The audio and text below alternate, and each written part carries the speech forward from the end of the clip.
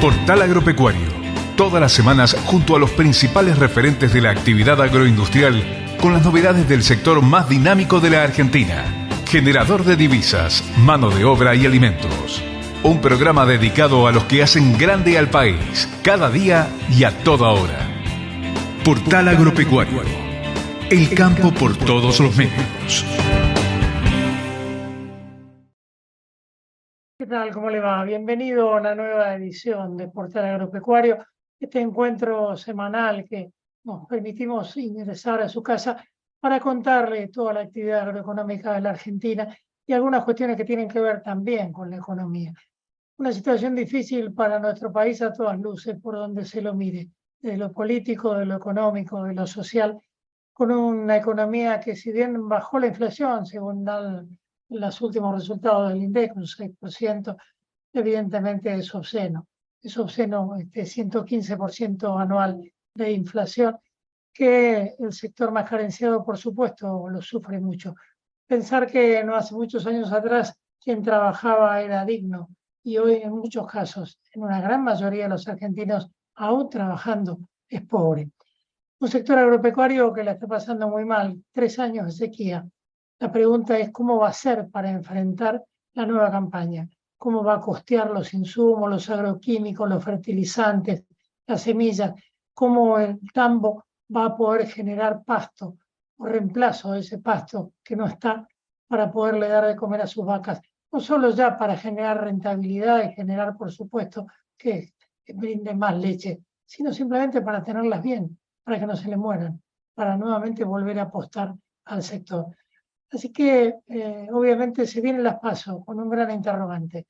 Entenderán los políticos argentinos que la agroindustria es la salida, que no se sale contra el campo y mucho menos sin el campo, que ya no es esa cuestión de campo, industria, sino que es todo, es litio, es gas, es campo, es industria, es software, es todo lo que Argentina puede dar. Ojalá podamos encontrar a partir de las PASO no solamente nuevos cambios en el rumbo de la Argentina, sino también que los políticos entiendan que se deben sentar, que deben consensuar, pero que también deben escuchar a los sectores privados que todas las mañanas generan riqueza para este querido país.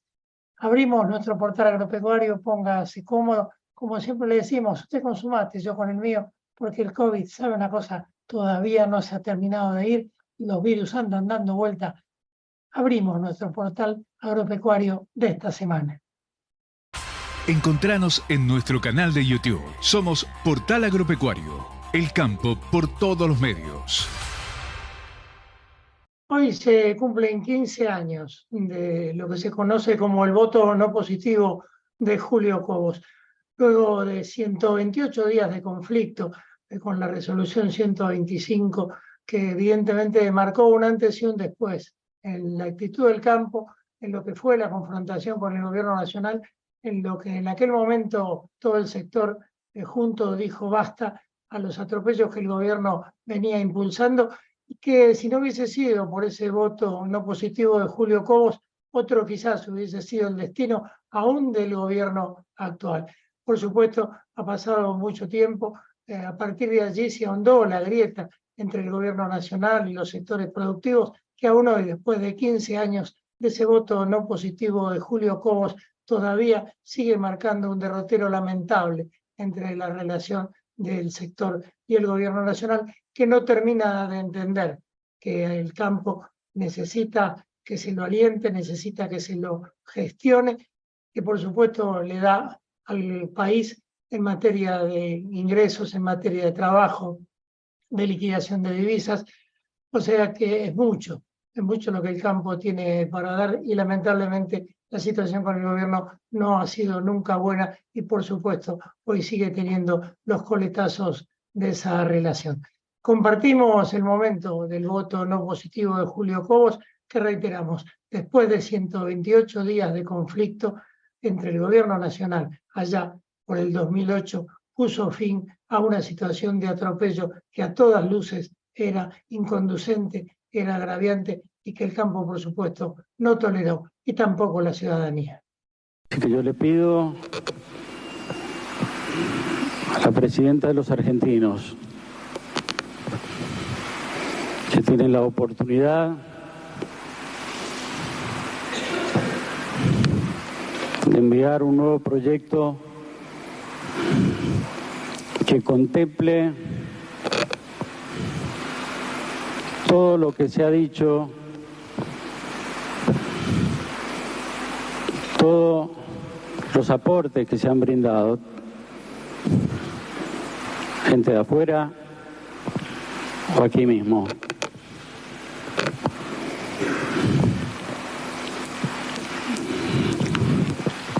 Que la historia me juzgue. Pido perdón si me equivoco. Mi voto no es positivo. Voto es en contra. Encontranos en nuestro canal de YouTube. Somos Portal Agropecuario, el campo por todos los medios.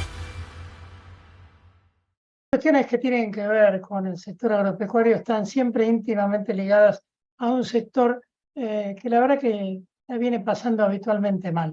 Y parece que no le encuentran el agujero al mate, no hay voluntad política, no sé. Pero si hay algo que tiene arraigo en el interior profundo de la Argentina, si hay algo que genera trabajo todos los días, muy temprano a la mañana, con temperaturas bajo cero, con temperaturas elevadas, es nada más ni nada menos que todo lo que es la producción lechera, los tambos y la producción en la Argentina. Vamos a conversar con Andrea Pacerini, que es productora, es de Carlos Casares, es referente de la Comisión de Lechería y Confederaciones Rurales Argentinas, y con ella vamos a conversar estos minutos. ¿Cómo estás, Andrea? Hola Horacio, ¿cómo estás vos? Todo muy bien, pero bueno, sigo escuchando y otra vez nuevo impulso tambero y aclárame un poco. Es un desgaste, no solo ya, esto trasciende, hoy pensaba, esto trasciende la falta de rentabilidad, la situación, estamos pasando un invierno en muchos casos de muchos tambos a lo largo de casi todo el país, más allá de que ha habido lluvias, con los rodeos encerrados o semi-encerrados, porque no se ha podido sembrar. En la salida del verano, por supuesto que las alfalfas se quemaron, y si no, igual en el invierno las alfalfas no tiran, pero no se han podido sembrar verdeos en tiempo y forma. Entonces, más allá de que es un invierno, yo hace casi 20 años que estoy en esto y desde el punto de vista de tratar de alimentar a los rodeos, no solo para que den, para que te produzcan algo razonable para que vos puedas tener algo más de facturación por volumen, sino para mantener también el estado corporal de los animales, porque si vos restringís comida y exprimís, entre comillas, a la vaca para sacar más producción, eso es, ni siquiera es pan para hoy, pero digo, vos de esta crisis con vacas en estado corporal pobres, salís de acá 8 o 9 meses, o sea, vos tenés que tratar de mantener tu rodeo para llegar a la primavera de la mejor manera posible. Y te estoy hablando de muchos meses, porque pasamos un verano sin irnos a las zonas que ya vienen con mucha sequía desde hace 2 años, ¿no? Hablemos de los últimos meses. Más allá de sostener productivamente a tu establecimiento, de sostener una estructura muchísimo más pesada, porque vos al tener encierre total o semi-encierre necesitas más comederos, necesitas más silos para almacenar comida, necesitas más reparto de mixer, necesitas un montón de plata más, que si vos tenés raigrases o avenas o lo que sea en una situación más o menos normal, no tenés que poner en marcha todo eso. Pero el desgaste emocional, yo hace más de un mes que no paro de enfermarme. Recién hoy tengo la voz más o menos potable para poder hablar con vos.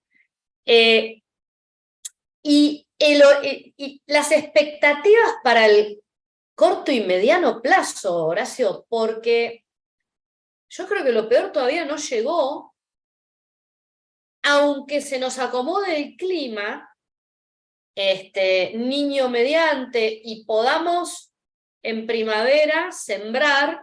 Por ejemplo, en mi caso yo no pude en marzo sembrar la alfalfa que tenía que sembrar. O sea, yo no tengo alfalfa suficiente para comer en el verano, con lo cual yo voy a tener que hacer soja de pastoreo, por ejemplo. Te digo, son todos sobrecostos. Ahora, la espada de Damocles que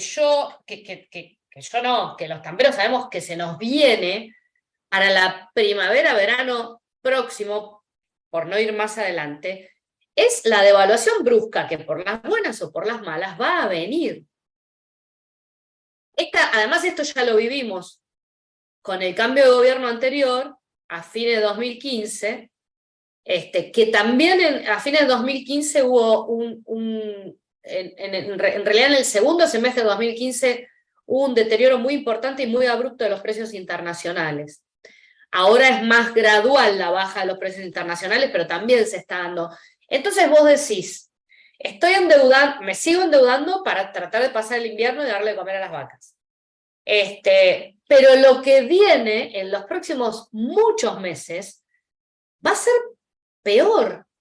O sea, la descapitalización no va a parar en la primavera. Por ahí vos vas a poder acomodar un poco con pasto, pero como te digo, la alfalfa que uno no pudo...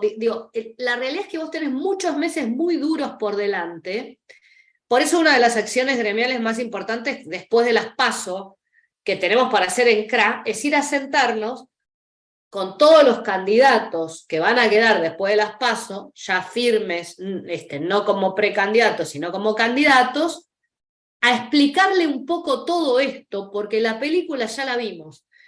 Y desde la película que vimos hasta ahora, se perdieron vacas, y se perdieron tambos, y se perdió riqueza, etcétera, etcétera. Entonces, un poco la pintura, la película, más que hablar del hoy, a uno siempre, los productores en general y los tamberos en particular, siempre estamos mirando en la foto de hoy cómo vos bancás la comida de las vacas de julio. Tenés que mirar escenarios, porque probablemente el encierre o el semi-encierre tenga que permanecer gran parte de septiembre, por no decir todo septiembre, pero además tenés que mirar los próximos 6-8 meses mínimo para gestionar ese escenario. Nadie duda, lo que no sabemos es cómo y cuándo, pero nadie duda que acá va a haber una devaluación muy importante, porque miremos el diferencial de los tipos de cambio y eso ya está clarísimo.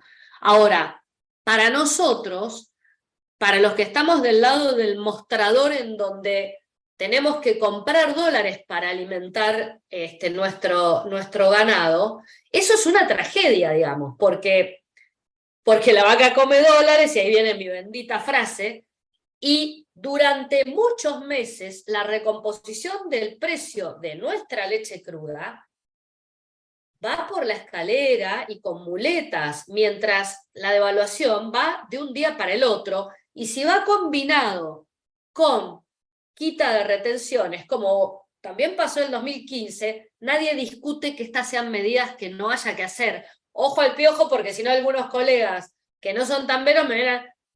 Es obvio, la lechería también tiene derecho de exportación, es obvio que hay que quitar las retenciones y que hay que unificar el tipo de cambio, porque no se puede vivir más así.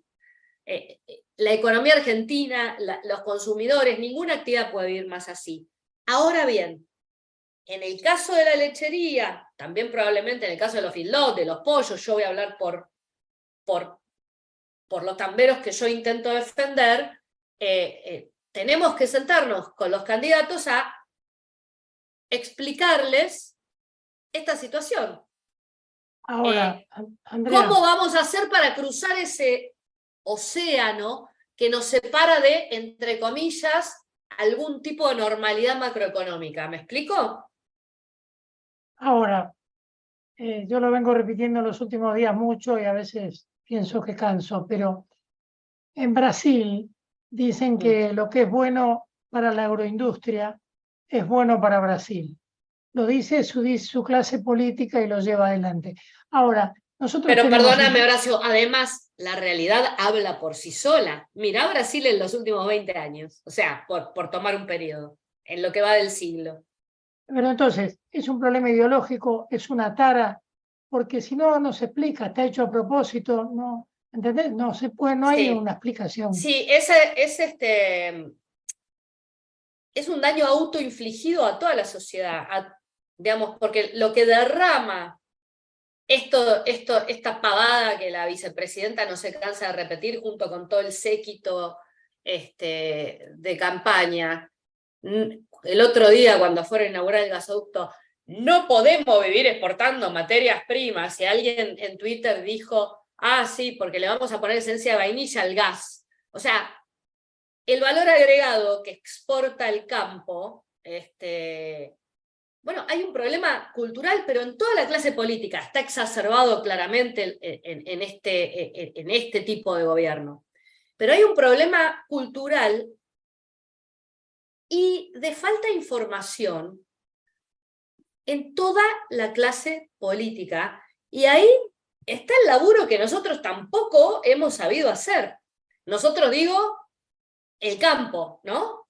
No hablo ni de una entidad, ni de la mesa de enlace, de todos los actores de la cadena. Vos fijate, en estos días asistimos otra vez a los grandes rumores de que viene el dólar soja, no sé, 4, 5, ya no sé qué número es, el dólar maíz, el dólar girasol, el dólar, porque claro, no hay acuerdo con el Fondo Monetario, tenemos que...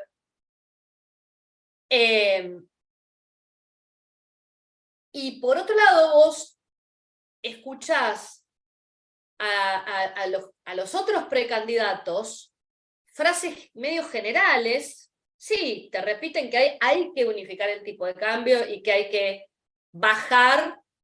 Primero, bueno, uno te dice, no, bueno, primero vamos a bajar del todo las retenciones a las economías regionales, que son 3,50 pesos y quedan muy poquitas, ahí estarían las de la leche, ponele, pero lo otro, o sea, pero son frases generales. Ahora, uno sabe también que los equipos, al menos los que yo conozco, que fueron los que estuvieron con el gobierno de Macri, digamos en la secretaría en lo que fue ministerio y después bajó a secretaría de agroindustria, son más o menos los mismos. Entonces, uno va a la comisión de lechería, creo que se va a ir a sentar con todos los candidatos, con todos, porque es parte de nuestro laburo. Ahora, en particular con ellos, que ya tuvieron una experiencia de 4 años, vamos a poner sobre la mesa nuestro tema, decir, bueno, ¿qué aprendimos de lo que no hicimos bien en el caso de la lechería en los 4 años del gobierno anterior? Pasemos, a ver, ¿qué aprendieron ustedes? ¿Qué aprendimos nosotros? ¿Vamos a volver a hacer lo mismo? Quiero suponer que no. Bueno, pero para mí, digamos, cuando vos sabés perfectamente que Ricky Negri, que la gente que está sabe de todo esto. Ahora, los candidatos no hablan mucho de todo esto, porque le hablan al urbanita, ¿no? Al urbanita no despectivamente, sino como se llama ahora, a las personas de las ciudades, de las grandes ciudades, que no, a esas personas hay que explicarles que parte de la solución de los problemas que ellos tienen que ver con el campo, por el amor de Dios. Y es bastante simple porque los alimentos que ellos van a comprar, digamos, ellos no pueden comprarlos porque están pauperizados sus salarios y nosotros estamos recontrafundidos. ¿Qué pasa en el medio? Pasa que comemos impuestos porque un lácteo tiene el 40% promedio de carga impositiva, un lácteo que vamos a comprar los consumidores.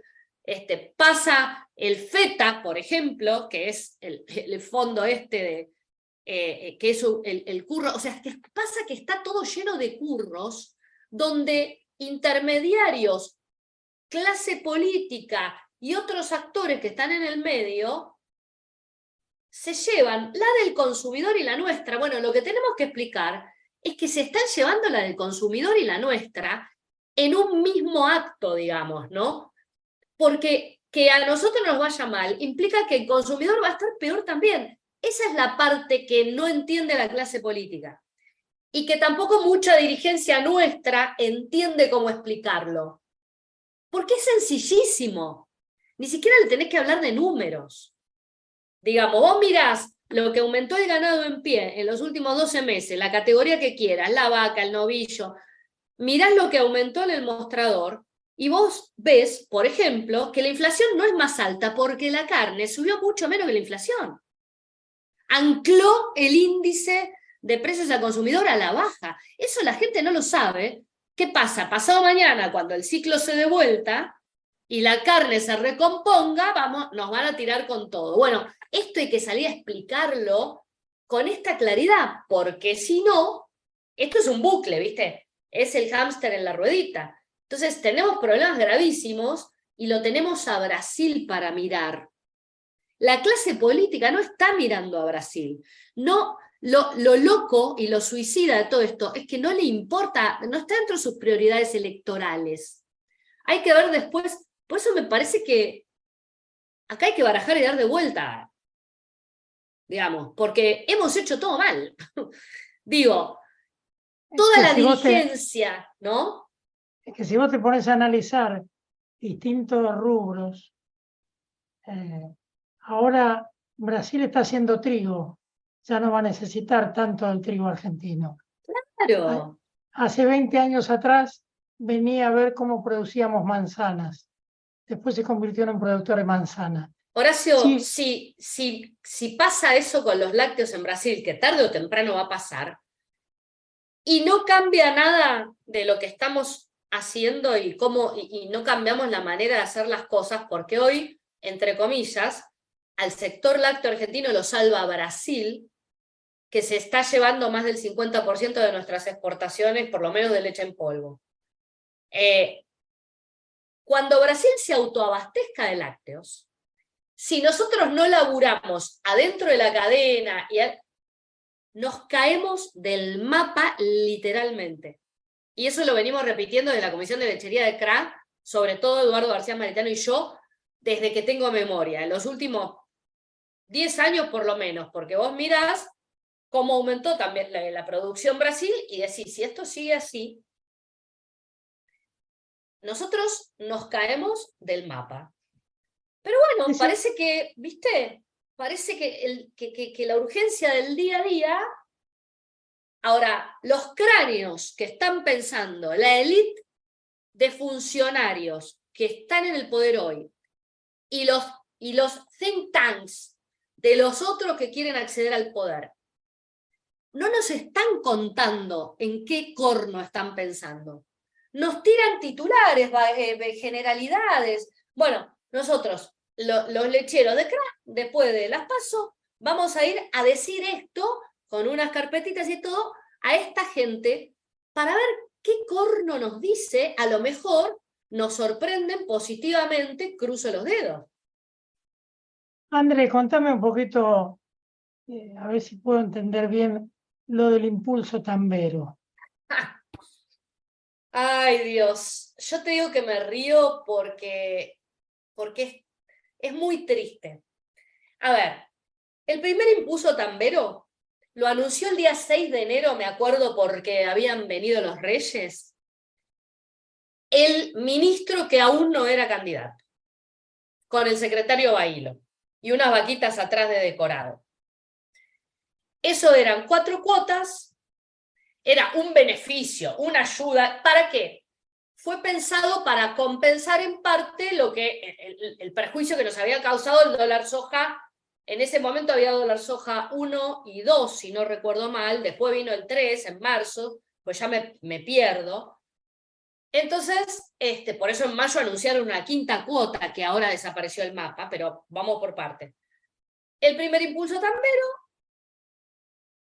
lo mismo que hicieron, y está el mismo funcionario, el mismo director nacional de lechería, pero que ahora lo tienen en un rincón y maneja Bailo directamente el temita del impulso tambero, porque Videla nos lo dijo, o sea, hay un director nacional de lechería pintado al óleo literal, paréntesis, hace lo mismo que hicieron siempre. ¿Te acuerdas de los ROEs que ahora se llaman cupos, pero que había ROEs blancos, porque había cupos también para la leche? Cuando estaba Domínguez, Videla, en 2009, 2010, 2010, ¿por qué? Porque el precio internacional era muy alto y había que proteger la mesa de los argentinos. Bueno, digamos, acá te devuelven un poquito de lo que te sacan, por ejemplo, por retenciones. Hablamos de las retenciones, los derechos de exportación se las sacan a los dos principales eslabones, a la industria, pero la industria, la factura nos la pasa a nosotros. Entonces, ¿qué pasa? Para compensar un poquito todo el daño que nos hizo el dólar soja, a pesar de que pues, los alquileres hubo que pagarlo en el dólar soja, no hubo dos pizarras como dijeron que iba a haber, bueno, un desastre. Anuncian que en el impulso tambero 1, los tambos de hasta 5.000 litros iban a cobrar en 4 meses, o sea, 4 cuotas. Los que producían hasta 1.500 litros, 10 pesos, los que producían hasta 5.000, 15 pesos. En esta edición lo extienden hasta los tambos de hasta 7.000 litros y son 15 pesos hasta los 1.500, primero hasta los que producen 1.500 litros y 20 pesos, 20 pesos los más chiquitos, los que producen hasta 1.500 y 15 pesos el resto. Ahora, la primer cuota del impulso tambero 1 que se anunció el día de los Reyes Magos, la pagaron 3 meses y medio después. Hacé la cuenta. Pasó todo el verano con las 20.000 olas de calor que hubo, se terminó de quemar todo. Vos tenías que salir a comprar rollos, fardos. La gente de Bransen que estaba calcinada tenía que traer fardos de Córdoba. Bueno, estos señores se tomaron, porque hay toda una burocracia en el medio, porque así cobran los sueldos ellos, te tenés que inscribir en una planillita. Ahora todos se tienen que inscribir de vuelta, no te creas que los de hasta 5.000 ya quedan inscriptos. Empezamos de cero, porque aparte tomamos, para los litros, tomamos otro periodo diferente que el impulso tambero 1. En el medio, Bailo te anunció una quinta cuota, en mayo, que iba a formar parte del impulso tambero 1. Ahora que la gente esperaba, los tamberos, esperaban cobrar. Yo no entro porque produzco más de 5.000 litros, que era el corte en ese momento. Los tamberos esperaban y tenían presupuestado cobrar esa cuota de hasta 800.000 pesos en julio. Pues, ¿qué pasa? El ahora ministro candidato viene y te anuncia el impulso tambero 2, que es la misma porquería que te estoy describiendo del 1, nada más que en este caso son solo 2 meses, obviamente, hasta octubre, si es que cobras algo antes de octubre, y desaparece la quinta cuota, para la cual ibas a tener si te tocaba, si tenías la escala correspondiente, las 800 lucas, por dar el ejemplo de los que más iban a cobrar, porque era el tope, 600.000 las primeras 4 cuotas, 800.000 la quinta cuota. Esa quinta cuota desaparece porque, claro, la había anunciado Bailo, pero no había salido publicada en ninguna resolución, en ningún boletín oficial. Pequeño detalle. Y entonces ahora tenemos 2 cuotas, para lo cual hay que inscribirse de vuelta y empezar todo de cero. Vos decime qué expectativa podemos tener nosotros de cuándo vamos a cobrar estas 2 cuotas que nos anuncian dentro de la parafernalia que anuncian, de anuncios que hay, porque estamos en campaña. Si cuando no estaban en campaña y el ministro no era candidato, pasó lo que pasó. Es kafkiano. Para los que no saben quién fue Kafka, es tan rebuscado, es tan perverso, ese es el adjetivo, te hacen llenar una planillita por internet, mucha gente tuvo problemas técnicos, no entró en el Impulso Tambero 1, no lo pudo cobrar, al piste, trata de que no te vuelva a pasar lo mismo en el Impulso Tambero 2, o sea, juegan de una manera tan feudal, porque esto es feudalismo, con los productores, para cobrar 3,50 mangos.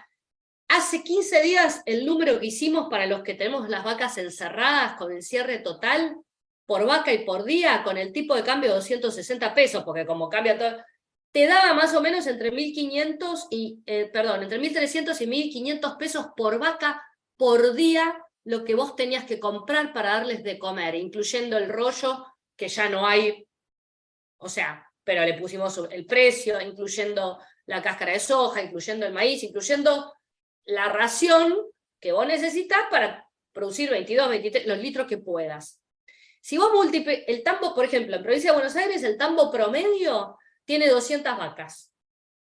Eso eran 30 millones de pesos, 25 o 30 millones de pesos por mes, para esas 200 vacas encerradas, ¿no? Hicimos un ejercicio y dijimos, y se lo dijimos a los funcionarios de la provincia de Buenos Aires el viernes 7, 8, bueno, que tuvimos una reunión con ellos, porque ellos te dicen, pero tenemos un aporte que lo subimos de 4 millones a 6 millones, no reintegradas, con tasa de interés subsidiada, pero a ver, que también tarda, porque el Banco Provincia tiene, porque ¿qué necesitamos? Capital de trabajo para darle de comer a las vacas, financiamiento, pero no a una tasa como tiene el Banco Provincia de más de 100%, Badlar más 6 puntos.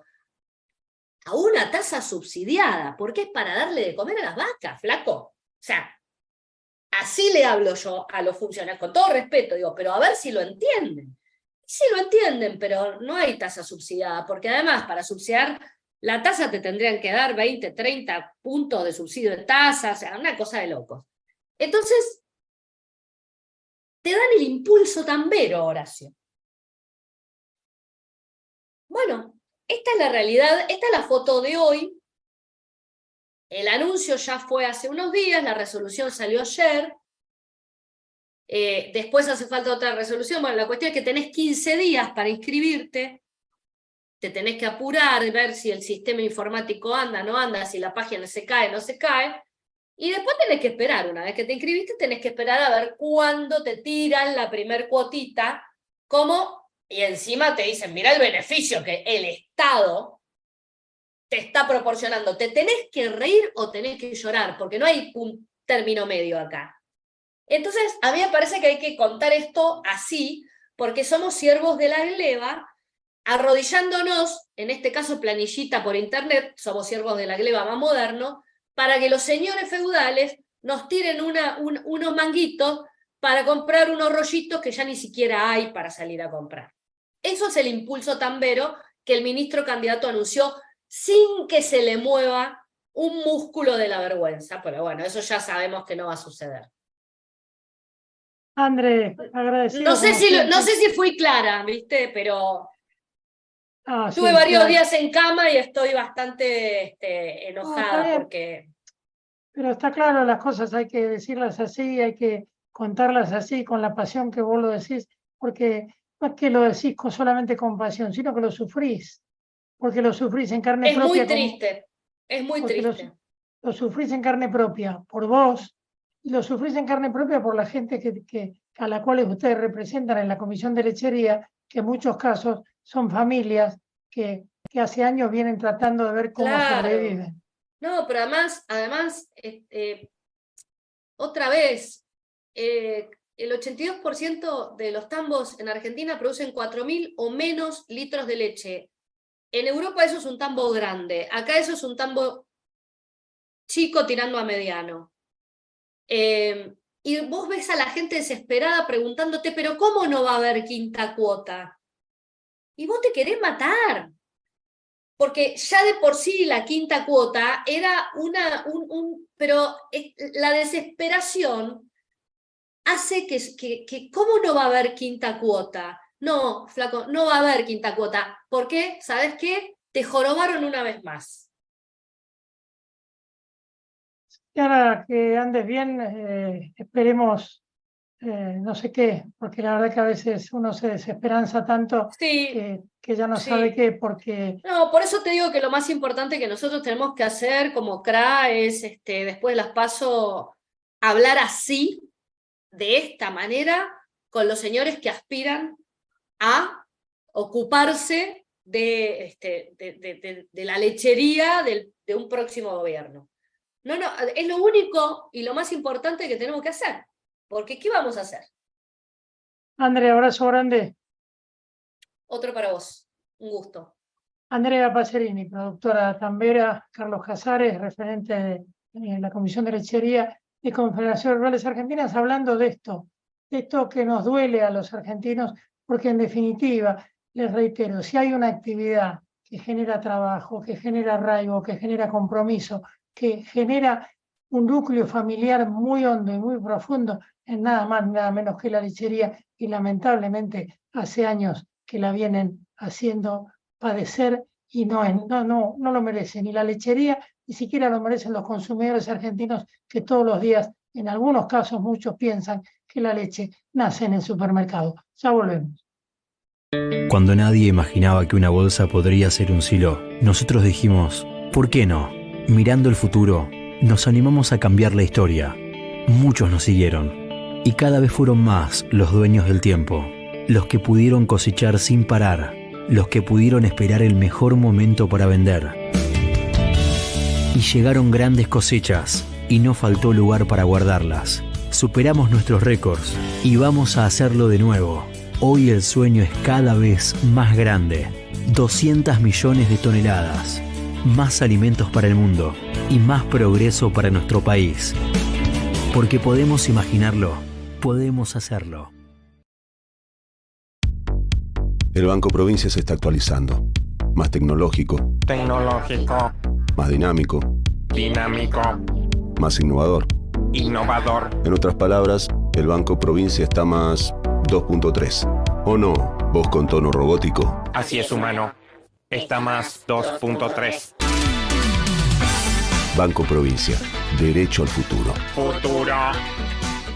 ¿Sabes cuánto tarda nuestro planeta en generar 1 centímetro de suelo fértil?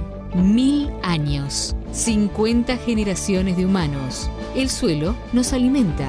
Cuidemos el suelo. Profértil. Vida para nuestra tierra.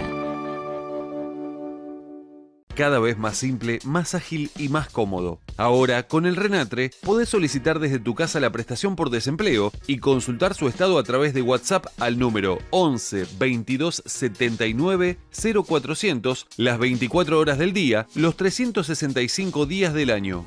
Renatre, un paso adelante para el trabajo registrado en el campo argentino.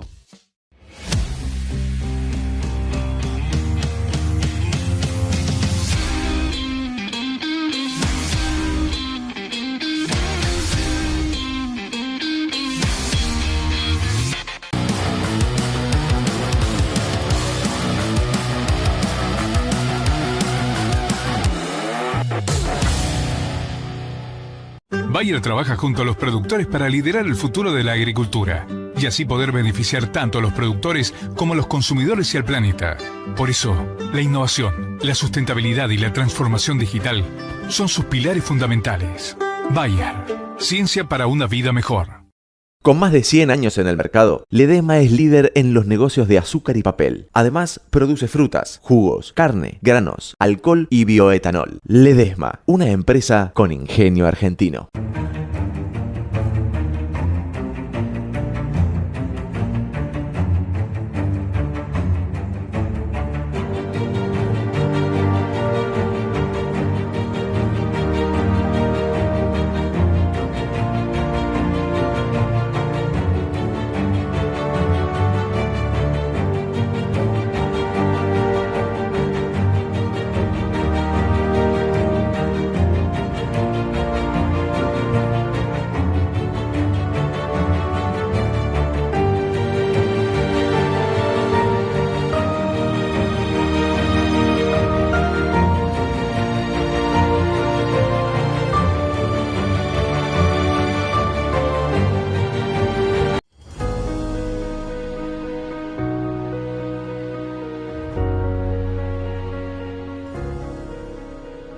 Somos un equipo de profesionales jóvenes, creativos y dinámicos, comprometidos con más de 600 productores, co-construyendo capital intelectual día tras día, con el objetivo de agregar valor a la comunidad agroindustrial de principio a fin.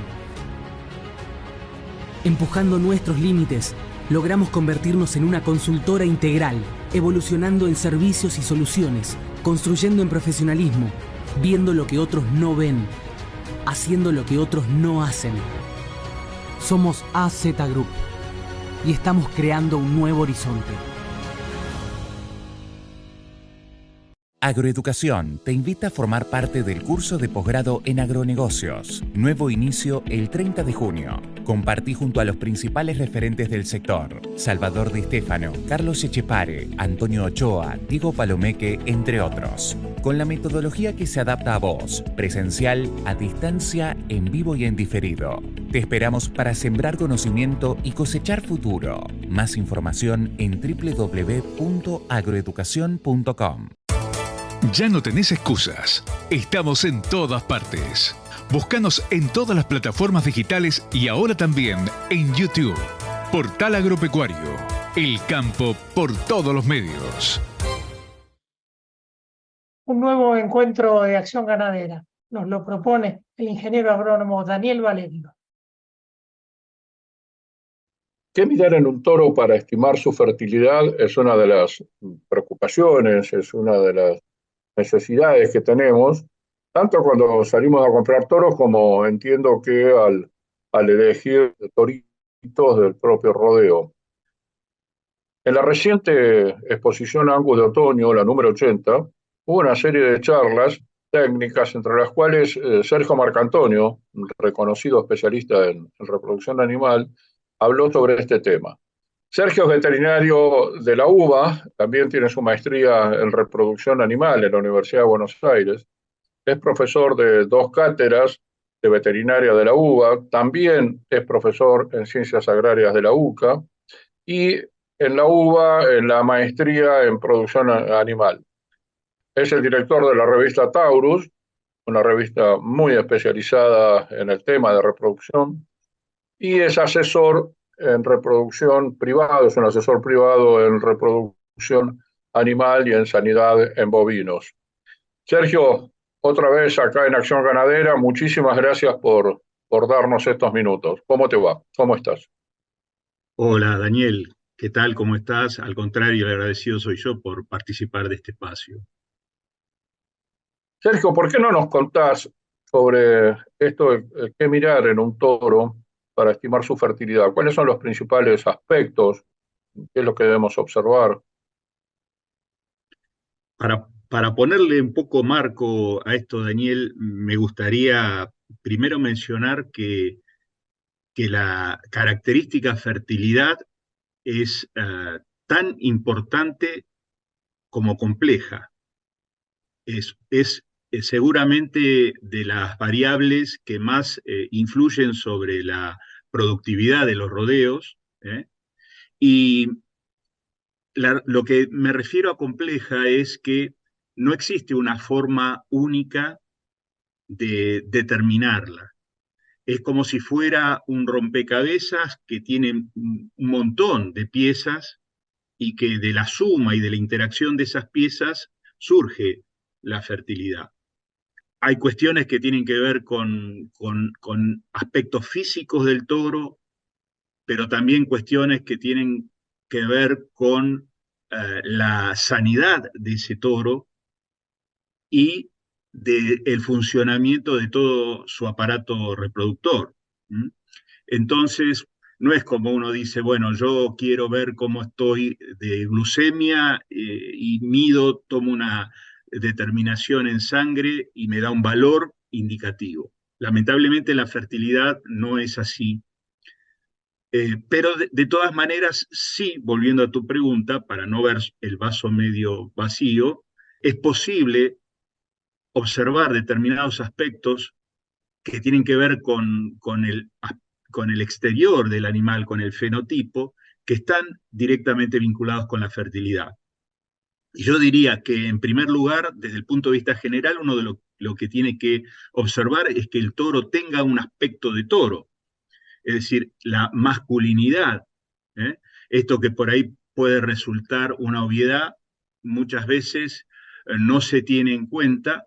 Sobre todo es más difícil de ponderar en animales jóvenes, que son justamente los que vamos a seleccionar, porque yo a veces digo, es como si uno a un chico, un adolescente, le pidiera el aspecto de un hombre ya hecho. Bueno, en el caso del torito, en realidad le falta tiempo para expresar, para que todas sus hormonas, la testosterona, impacte sobre su conformación.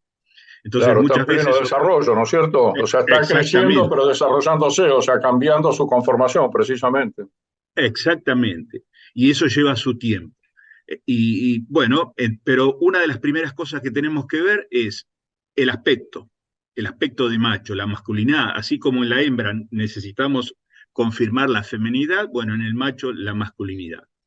Y después otro aspecto muy vinculado con la fertilidad, y que yo te diría que es una de las pocas cosas que podemos medir objetivamente a la mano, digamos que lo tenemos a la mano, es las características testiculares de ese toro.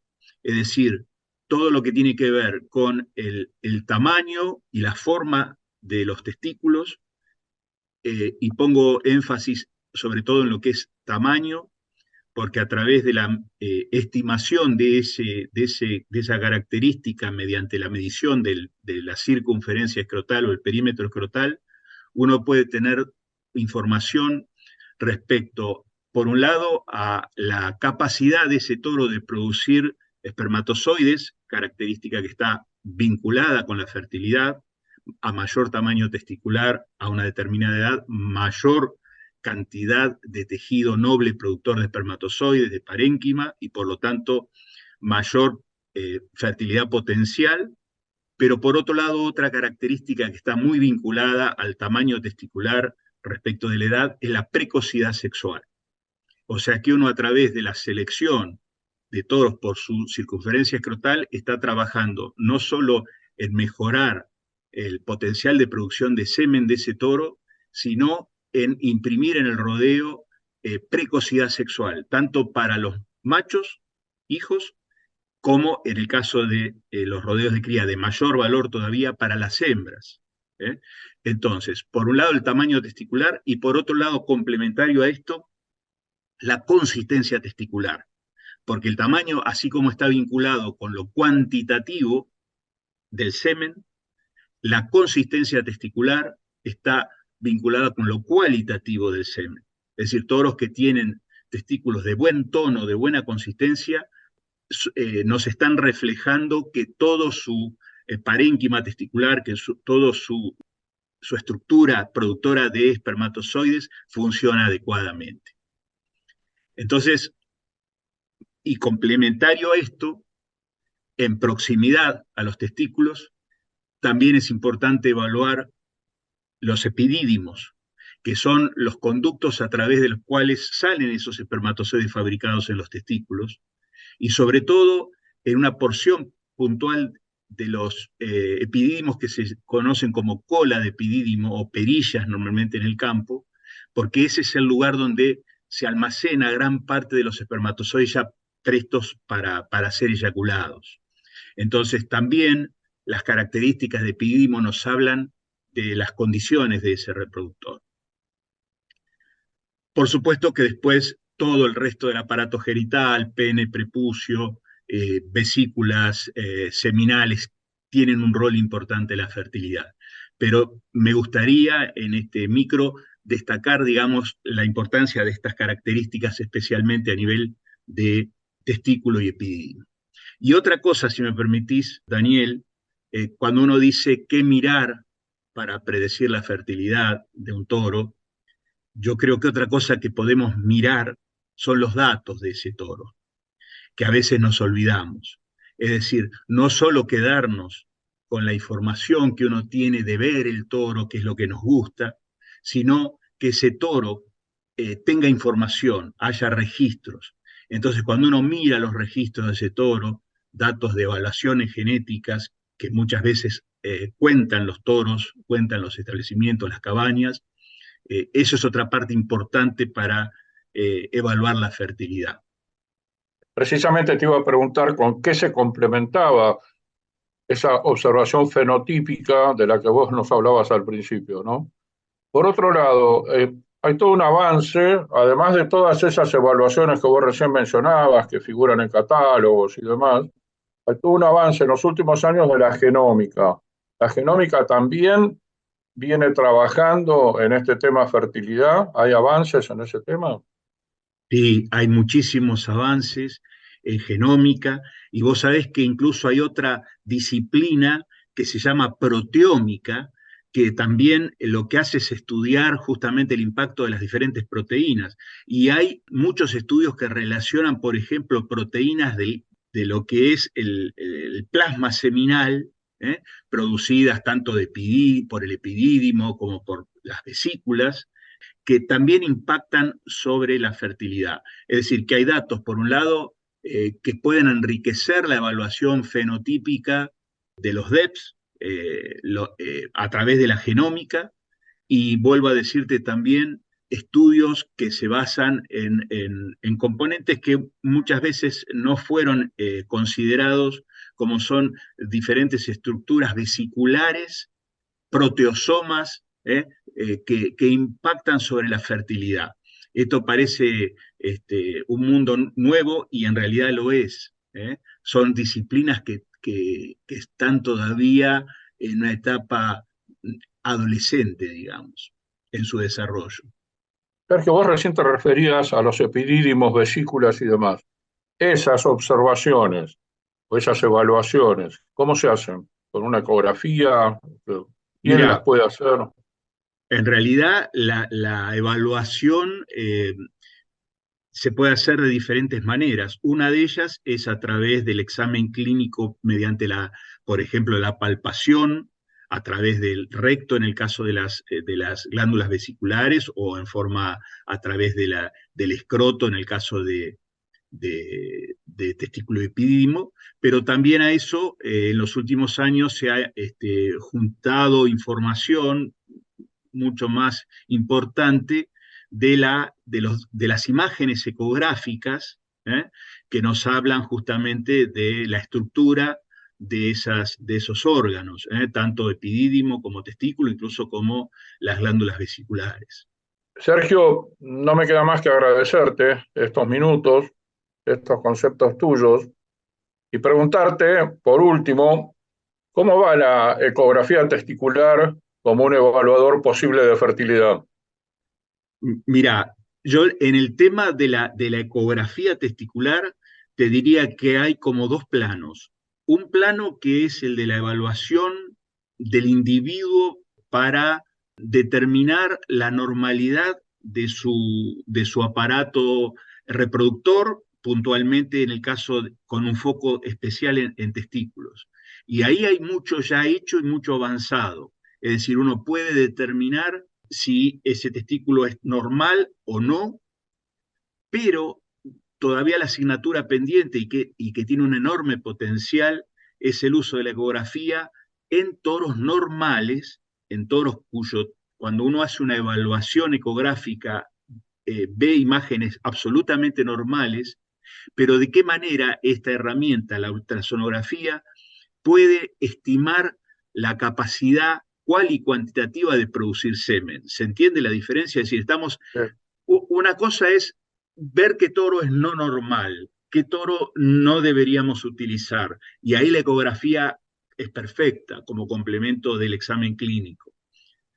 Donde todavía nos falta avanzar es si la ecografía nos permite predecir el comportamiento de un toro en cuanto a la capacidad de producir semen en cantidad y calidad. Y esto es una herramienta de enorme valor, por ejemplo, para los centros de colecta, donde uno podría, a través de estos exámenes, predecir el futuro de un reproductor como buen dador de semen.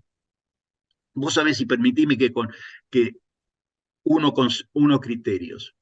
La fertilidad o la evaluación de la fertilidad está en una zona iluminada cuando uno tiene que decir qué toro no sirve.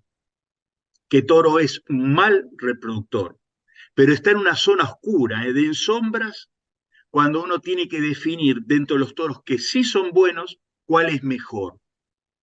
Es decir, cualquier evaluación clínica, ecográfica, funcional, de calidad seminal, nos permite saber qué toro no funciona. Pero no nos permite establecer un ranking entre los toros que sí funcionan. Por eso es tan importante complementar, y vuelvo a tu pregunta, los datos que uno obtiene con la información, que la información nos da un complemento, tanto genómica, tanto fenotípica, pero el dato de fertilidad a campo es el que verdaderamente nos permite establecer un ranking de fertilidad de los toros. Clarísimo, Sergio, como siempre vos, muchísimas gracias. Y vamos a seguir con el tema si vos no lo permitís. Cómo no, muchísimas gracias, Daniel, gracias a toda la gente y bueno, un gusto como siempre estar en Acción Ganadera. Portal Agropecuario, el campo por todos los medios. Un nuevo informe de Frecuencia Agropecuaria en la voz de Pablo Molina. Hola Horacio, ¿cómo estás? Un saludo grande para vos y todos los seguidores de Portal Agropecuario. En alguna otra ocasión hablamos del buen momento que tuvo el maíz pisingallo, el maní, entre otros. En esta ocasión, la alfalfa tal vez no pertenece a un segmento de negocio tan importante, por lo que se entiende que son segmentos que no van a recibir presiones en términos de frenado de exportación. Así lo señalan economistas reconocidos en el marco de una jornada de alfalfa que se realizó semanas atrás en la provincia de San Luis. Cabe señalar que la exportación de alfalfa entre enero y mayo resultaron de $5.400.000. En este periodo se exportaron más de 14.600 toneladas de alfalfa, lo que representa una suba del 33% respecto al mismo año pasado. Si se compara con mayo del 2023 versus mayo del 2022, el crecimiento de los envíos al exterior subió hasta el 36%, según datos aportados por el Consejo Agroindustrial Argentino. Como decíamos, para algunos economistas, Argentina va a tener un tipo de cambio muy competitivo el próximo año y varios más en adelante. No importa quién sea el gobierno de turno, o sea, gobierne quien gobierne. El negocio del peleteado, del deshidratado, del cubo de alfalfa con mirada exportadora son opciones interesantes para planear negocios a futuro. En la actualidad, hoy en día, San Luis, luego de apenas de 3 años de trabajo, escuchen bien, exporta el 6% de toda la alfalfa que sale de la Argentina hacia los mercados del mundo. Esto da cuenta de la gran perspectiva de crecimiento que tiene la provincia y se podría decir que la provincia no tiene techo. Todo el proceso que abarca la potenciación de la alfalfa en San Luis tiene un triple impacto. En primer lugar, va en la búsqueda de cuidar el medio ambiente con respecto a la emergencia hídrica que tuvo la provincia y también el país por la sequía, teniendo en cuenta que es un cultivo con una gran capacidad de absorción. A ello también se le suma lo económico y lo social, porque genera mucho trabajo y ha ido reactivando zonas que estaban anegadas. Encontranos en nuestro canal de YouTube. Somos Portal Agropecuario, el campo por todos los medios. En la continuidad de Portal Agropecuario de esta semana, nos vamos a conversar con un especialista en los sectores agropecuarios de la Argentina, un hombre que hizo una gran labor cuando estuvo en la Oficina Nacional de Control Comercial Agropecuario. Me estoy refiriendo al licenciado Luis Migliaro, un hombre que hoy es coordinador de la Mesa Agropecuaria de la Fundación ALEM, en la Unión Cívica Radical. Luis, ¿cómo va? Hola, buen día, ¿cómo estás, Horacio? ¿Cómo están? Muy bien. Todo muy bien, todo muy bien. Bueno, obviamente tiempos de campaña, pero tiempos de campaña política que se mezclan con la realidad productiva de todos los días que nuestros productores tienen que enfrentar, ¿no? Bueno, la mejor buena noticia que tenemos es que la semana pasada ha comenzado a llover en la zona núcleo tan castigada y estamos entre un promedio entre 30 y 60 milímetros según cada una de las microzonas, pero eso es muy positivo porque va a posibilitar completar alguna hectárea más de trigo que todavía no se había sembrado. En la zona núcleo había que sembrar 1.300.000 hectáreas más o menos, y estábamos en 1 millón y algo. Algo más se va a poder sembrar con esta lluvia, además anuncian toda una buena semana, así que se van a abrir los campos y se va a poder avanzar en eso. Tan necesario esta cosecha de trigo para oxigenar un poco de ingreso de dinero a fin de año, después de haber pasado una situación tan complicada como la que vivimos, ¿no?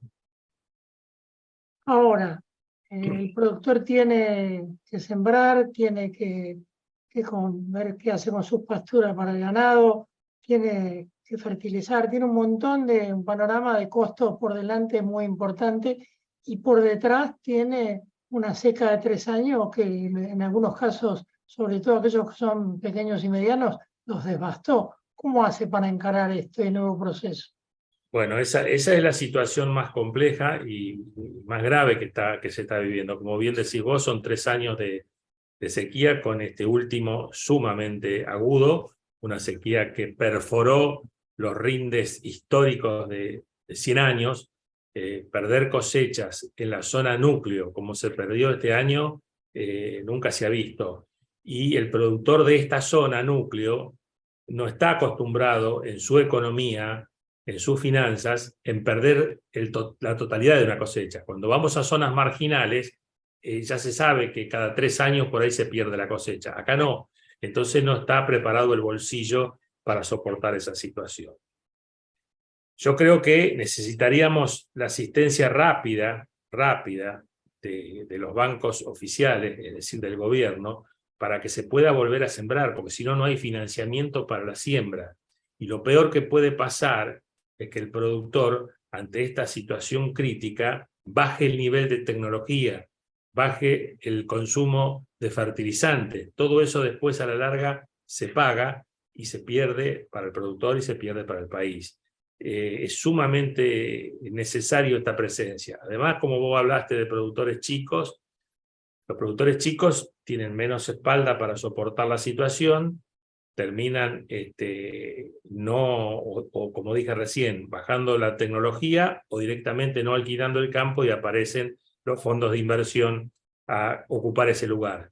Y sabemos que eso es muy negativo. La concentración no es lo aconsejable.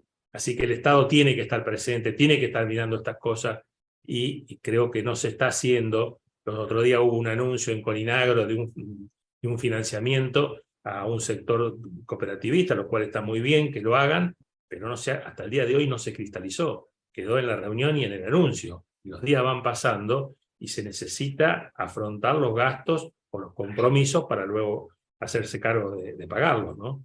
Así que eso es un tema realmente preocupante en lo inmediato, en hoy. Después, bueno, vamos viendo cómo estamos pensando el futuro a partir de un nuevo gobierno, a partir de una nueva gestión, y que tenemos una mirada diferente de lo que se está haciendo ahora con el campo, ¿no? Y con toda la economía. De todas maneras, no quedan muchos meses, ¿no?, para llegar a diciembre, y los tiempos se van a ir precipitando. Seguramente dentro de poquito ya estaremos en las PASO, y allí también hay un cantaclaro, ¿no?, porque seguramente ya va a haber un panorama mucho más definido de lo que puede pasar en diciembre. Ahora, ¿cómo están trabajando hoy los equipos, sobre todo agropecuario, tanto de la Fundación ALEM como del PRO? ¿Hay cohesión, hay consenso? ¿Cómo están trabajando? Mira, nosotros en nuestra fundación, nuestra mesa agropecuaria dentro de la fundación, venimos trabajando desde hace más de 3 años, que venimos trabajando en forma ininterrumpida, haciendo muchísimos análisis, estudios, reuniones, Zoom, etcétera, etcétera.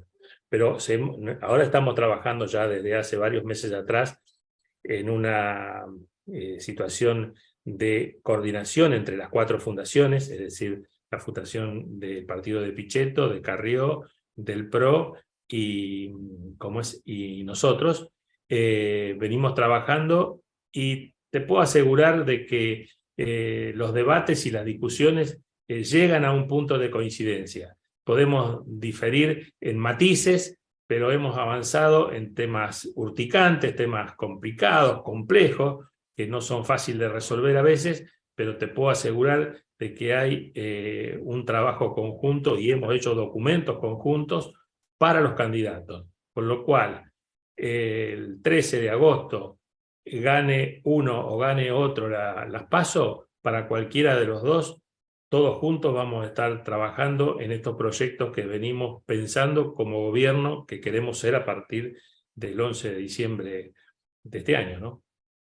O sea, cuando se definan las PASO, va a haber un candidato por Juntos por el Cambio. Ese candidato va a llevar el trabajo que se haya consensuado, en definitiva, no se va a mover de ahí. No se va a mover de ahí. Podremos estar, por supuesto, el candidato que gane le pondrá la impronta personal que viene planteando en la campaña, y de ahí está la diferencia que puede tener, pero eso puede modificarse en los tiempos de aplicación de una u otra medida, pero la dirección es la misma.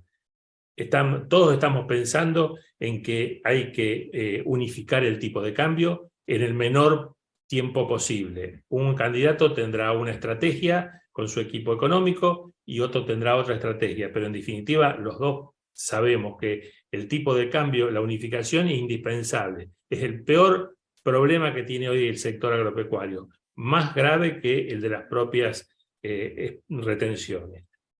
Los derechos de exportación, tenemos 200 productos que se le va a sacar al otro día de asumir, que están direccionados a producciones regionales, a economías regionales, que generan mucha mano de obra, generan ingresos y necesitan de esta eliminación. Las otras producciones, como la soja, el trigo, el maíz, bueno, tendrán un tratamiento diferente, será progresivo la baja de esa retención, que tienen que estar enmarcada en una reforma fiscal integral. Hay que tener en cuenta eso. Hay que hacer una reforma fiscal integral que contemple la baja de impuestos y que se facilite la forma de pagar los impuestos. Las dos cosas. Y eso tiene que contemplar, esa reforma, en un tiempo determinado, la baja de los derechos de exportación de estos commodities. Así que, y en eso estamos de acuerdo, lo hemos debatido mucho en las fundaciones y coincidimos desde lo técnico, pasándoselo a nuestros candidatos para que le den la definición política al tema. Pero en eso lo tenemos absolutamente claro, de que se necesita apuntar en esa dirección. Algunos plantearán hacerlo en un tiempo un poquito más largo o un poquito más corto, pero seguramente se va a consensuar. Y eso tiene que estar armado en esta reforma de manera tal de que sea sustentable en el tiempo, para lo cual tenemos que tener crecimiento y desarrollo, porque si no tenemos esos dos puntos de apoyo de crecimiento y desarrollo, es decir, más producción, más cantidad, nosotros no vamos a poder bajar las retenciones y luego tener que volverlas a implementar porque necesitamos ingresos fiscales. Así que en eso lo tenemos absolutamente claro y lo hemos debatido mucho entre las 4 fundaciones y llegamos a conclusiones positivas. Durante varios gobiernos, Agricultura ha tenido rango de ministerio, muchas veces sin posibilidad de tener fondos. En otros casos ha tenido rango de secretaría, como que está pasando ahora, metida dentro del Ministerio de Economía, también sin nivel de decisión ni siquiera político y mucho menos económico. ¿Cuál es el mejor sistema que ustedes creen que necesita el sector? No, el sector agropecuario genera el 70% de los ingresos. Es pesadísimo el peso que tiene en la economía argentina. Entonces no puede no tener un ministerio, porque eso le da jerarquía, le da agilidad en las resoluciones y no necesariamente le da mayores gastos, porque el Estado puede ser con un ministerio más chico que la secretaría que hoy tiene, pero con rango de ministerio, entonces puede tomar decisiones y ejecutarlas rápidamente y no estar dependiendo de lo que, como es ahora, del Ministerio de Economía, sino que depende directamente de la Presidencia de la Nación. Así que en eso lo tenemos claro y en la reforma del Estado está pensado que tenemos que tener un Ministerio de Agricultura. Creo que esa es una respuesta que tenemos que darle a la sociedad, a los productores, al sector agroindustrial, porque nosotros hablamos del sector agroindustrial, que es mucho más allá que solamente el campo. El campo es el punto de apoyo para que la agroindustria argentina se potencie y crezca cada vez más.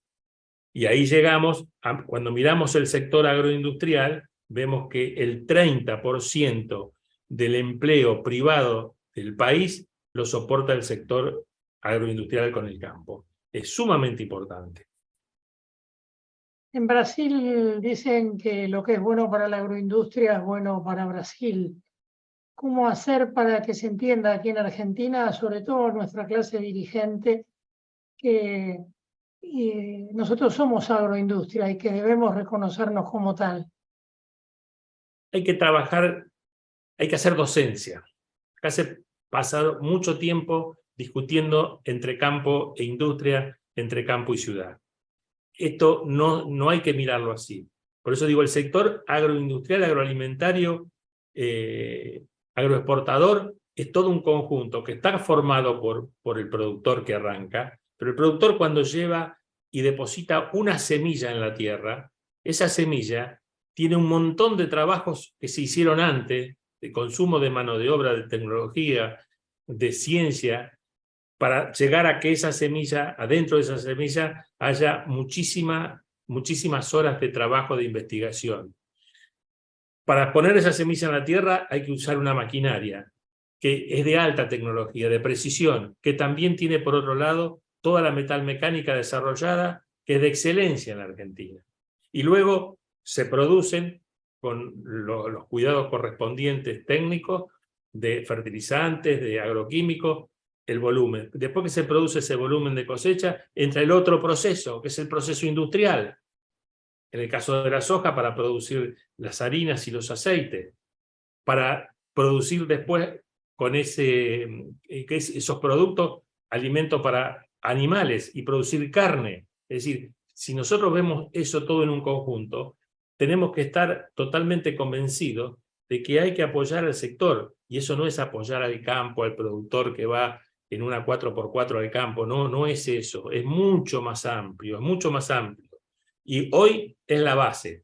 Seguramente en los próximos años va a haber otros pilotes donde se va a apoyar la economía argentina, como vamos a autoabastecernos de combustibles por el tema del gas y el tema del petróleo, se va a explotar la minería y también va a dar ingresos, se va a potenciar todo lo que sea la parte informática que se está desarrollando en el país y vendiendo, entonces va a haber otros ingresos además del campo. Pero hoy es el campo, y la producción agropecuaria, no el campo. Esa producción es el pilar que sustenta la economía del país. Cuando estén los otros pilares apoyados, cuando haya un problema, no tendrán que ir a pedirle al campo que haga un aporte extraordinario porque se necesita plata. Habrá más sectores y será más equitativo. Así que creo que vamos en ese camino. Lo de Vaca Muerta es muy positivo, lo del litio es muy positivo. Es decir, hay cosas importantes que tienen que ver, que tienen que andar bien para que el campo no sea el único soporte, sino que sean varios los que soportan la economía de la Argentina. Luis, agradecido por estos minutos. La seguimos en cualquier momento. No, al contrario, el agradecido soy yo, y un saludo a toda la audiencia y muchas gracias, Horacio, por esta conversación contigo. Te mando un fuerte abrazo. Luis Vigliano, coordinador de la Mesa Agropecuaria de la Fundación ALEM de la Unión Cívica Radical, trabajando en los equipos que van a delinear un futuro gobierno. Si, por supuesto, Juntos por el Cambio obtiene la presidencia, él mismo lo sostiene, ¿no? Se aprendieron de los errores y se está trabajando con mucho más consenso. Ojalá que así sea, porque Argentina lo necesita. Pausa, ya volvemos. Portal Agropecuario. El campo por todos los medios. Todo el buen beber, todo el buen comer está concentrado en el rincón Bon Vivant de Carlos Joseph. La bodega argentina Catena Zapata encabezó la lista de las 50 mejores del mundo este año. En los World's 50 Best Vineyards 2023 también aparecen otras 5 bodegas argentinas: Salentine en el 9, El Enemigo en el 10, Duriguti en el 13, Colomé en el 24 y Diamandes en el 48. El año pasado, la mejor argentina también había sido Catena Zapata en el puesto número 9, seguida por Trapiche en el 17, El Enemigo en el 21 y Salentine en el 25. Así que bueno, todas han mejorado. Y también el año pasado la bodega Azucar de Valle de Uco, que había ganado el concurso en 2019, 20 y 21, pasó a formar parte del Salón de la Fama de estos premios que reconocen a lo mejor de la vitivinicultura mundial. Y Bodega Echar presentó la nueva imagen de Arnaldo B con la cosecha 2020 de este vino insignia de la bodega, en homenaje a su fundador y resultado de un proyecto que nació en 1988 y salió al mercado en 1990 con la participación del enólogo francés Michel Rolland para crear un vino tinto de alta gama y estilo internacional. El vino Arnaldo B es elaborado con una base de Malbec y Cabernet Sauvignon y el resto del corte varía año a año dependiendo de la cosecha. En esta oportunidad, en la cosecha 2020, al Malbec y al Cabernet Sauvignon se le sumó 10% de Tanat, 5% de Petit Verdot y 5% de Anchelota. Y tuve la oportunidad de conocer Le Rêve, un exclusivo bistró francés ubicado en el corazón de Palermo a cargo del joven chef Rodrigo da Costa, abierto en 2020.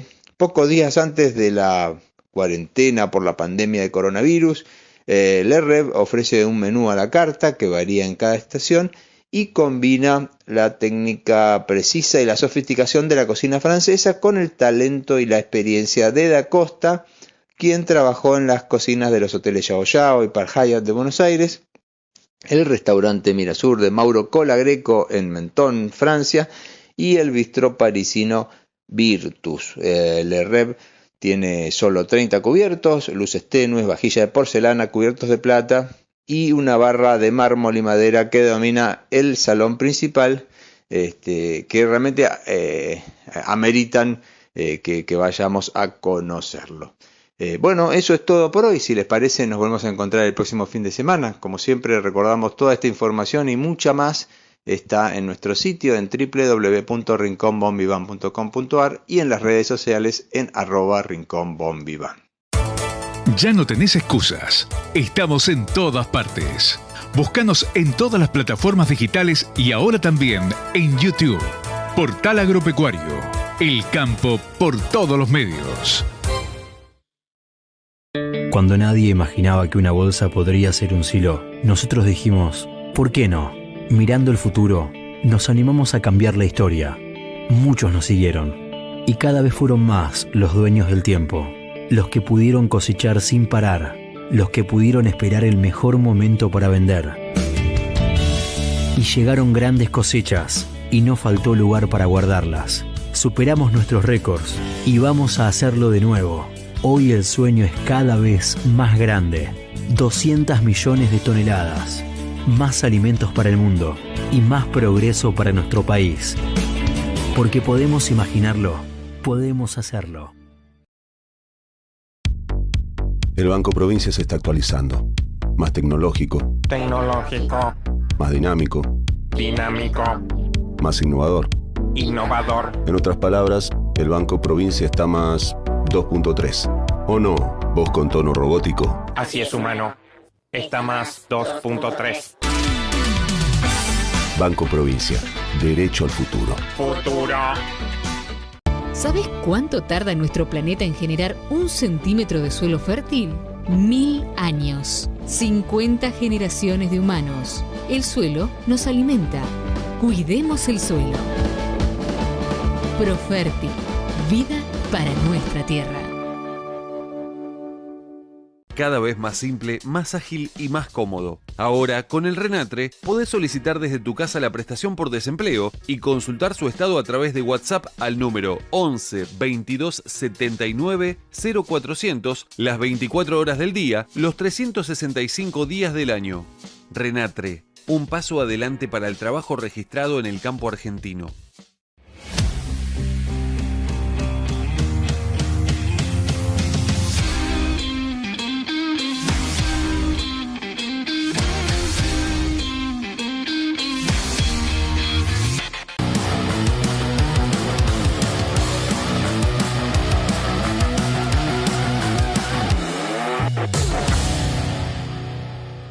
Bayer trabaja junto a los productores para liderar el futuro de la agricultura y así poder beneficiar tanto a los productores como a los consumidores y al planeta.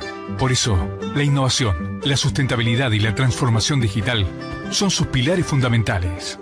Bayer, ciencia para una vida mejor. Con más de 100 años en el mercado, Ledesma es líder en los negocios de azúcar y papel. Además, produce frutas, jugos, carne, granos, alcohol y bioetanol. Ledesma, una empresa con ingenio argentino.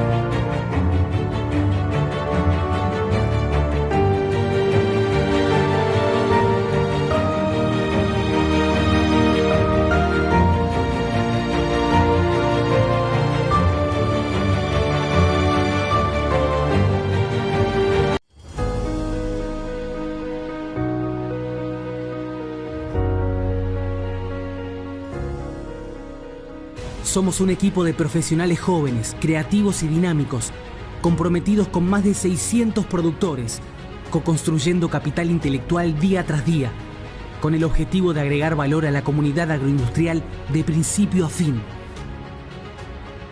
Empujando nuestros límites, logramos convertirnos en una consultora integral, evolucionando en servicios y soluciones, construyendo en profesionalismo, viendo lo que otros no ven, haciendo lo que otros no hacen. Somos AZ Group y estamos creando un nuevo horizonte. Agroeducación te invita a formar parte del curso de posgrado en agronegocios. Nuevo inicio el 30 de junio. Compartí junto a los principales referentes del sector: Salvador Di Stefano, Carlos Echepare, Antonio Ochoa, Diego Palomeque, entre otros. Con la metodología que se adapta a vos, presencial, a distancia, en vivo y en diferido. Te esperamos para sembrar conocimiento y cosechar futuro. Más información en www.agroeducacion.com. Portal Agropecuario. El campo por todos los medios.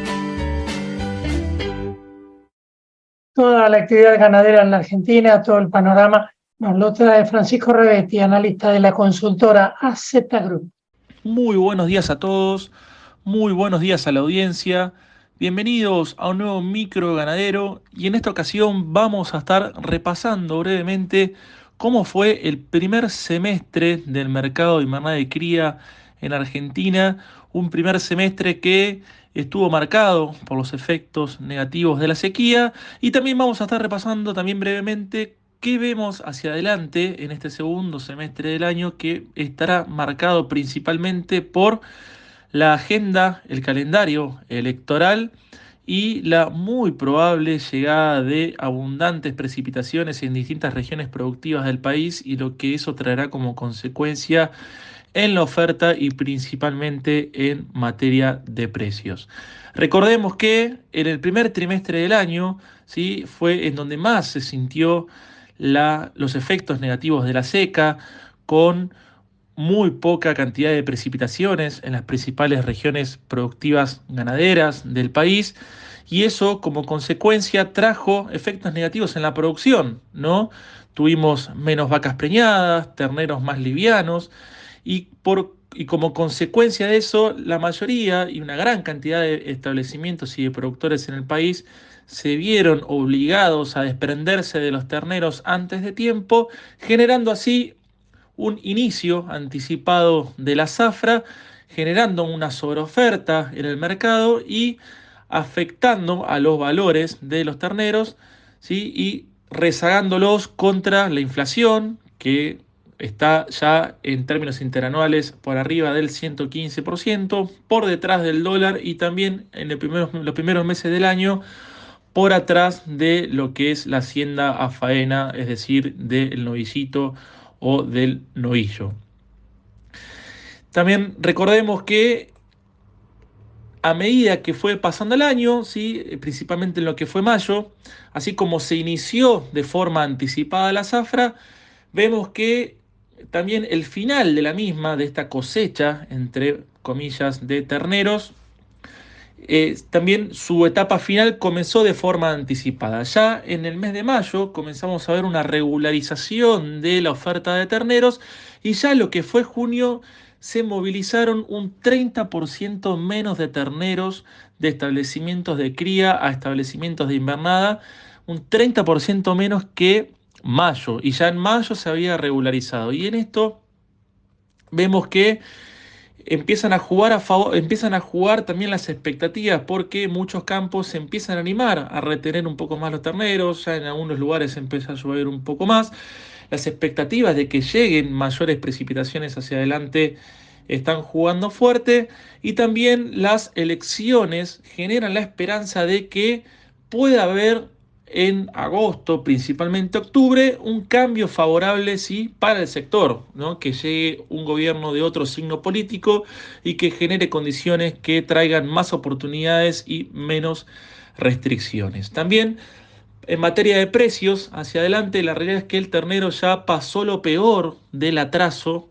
Si bien es muy difícil que pueda empatarle o ganarle a una inflación interanual, como dijimos, que está encima del 100%, pero tenemos mínimo 2 o 3 factores que nos invitan a ilusionarnos o que nos invitan a pensar que los terneros pueden tener mucho margen de crecimiento hacia adelante. Primero, que hoy vemos en los corrales un porcentaje de ocupación muy alto. Vemos alrededor de 2 millones de cabezas encerradas en los corrales según Senasa, y esta hacienda, que llena de forma abundante los corrales desde febrero de este año, seguramente empezará a salir al mercado a partir de julio, y los engordadores, los filoteros, cuando vendan, buscarán, ¿sí?, rápidamente reponer y salir, salir al mercado y desprenderse de los pesos rápidamente para, primero, aprovechar todavía el ternero que está en oferta, si bien está aumentando, y también para desprenderse de los pesos, porque hoy los pesos queman y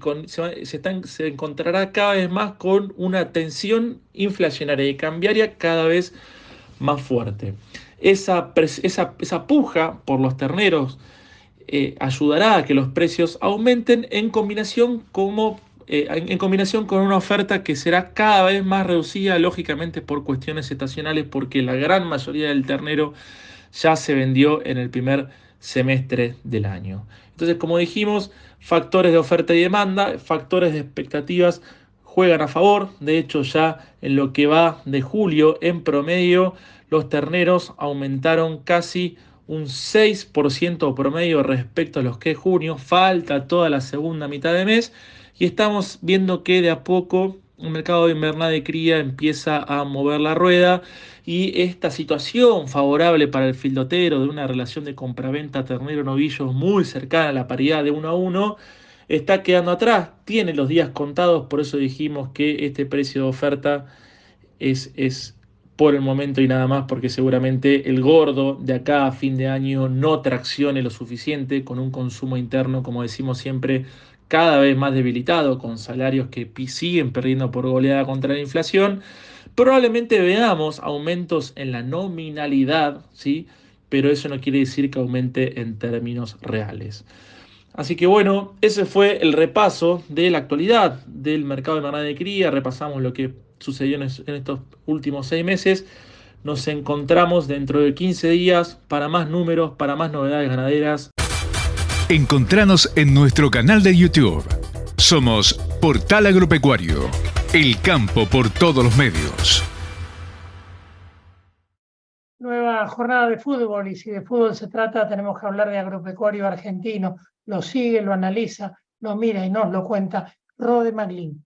Hola, ¿qué tal, Horacio? ¿Cómo estás? Es un placer saludarte a vos y a todos los oyentes o televidentes, depende de dónde nos estén viendo o escuchando, de Portal Agropecuario. Y vamos esta semana nuevamente con lo que ocurrió justamente con Agropecuario, el equipo de Carlos Casares, que disputó la fecha número 25 de la Primera Nacional. Se enfrentó a All Boys allí en Floresta y el Albo le ganó por 2-0 al equipo de Gabriel Gómez, el equipo de Gabriel Gómez que tuvo algún par de chances para ponerse en ventaja en el partido o incluso para empatarlo por momentos, pero la verdad que el equipo sojero estuvo muy flojo de cara al arco. Se notó la ausencia de Melo, que no pudo estar debido a que llegó a las 5 amarillas en el partido anterior.